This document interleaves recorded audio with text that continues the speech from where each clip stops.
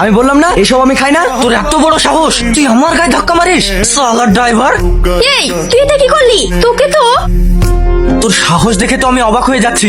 সামান্য একটা ড্রাইভার হয়ে মালকিনের হাত ধরিস? চুপ, একদম চুপ। আমি ড্রাইভার কিন্তু কারো গোলাম নই। তুই বাড়ি চ, তোর হচ্ছে। চলে যাচ্ছি? হ্যাঁ, এই ড্রাইভারের বাচ্চাটা আমার মুডটাই খারাপ করে দিল। আলিফ, তোমার গার্লফ্রেন্ডের সামনে তোমাকে অপমান করলো, তুমি কিছু বললে না? সময় হলে সবকিছুর হিসাব নেবো। দেখ তো, এটা খুব সুন্দর তাই না? তোকে খুব সুন্দর বানাবে। আচ্ছা, এই নেকলেসটার দাম কত?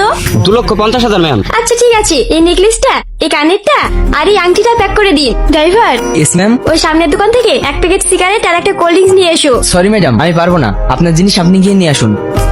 আমি ড্রাইভার, আপনার বাড়ির চাকর নই।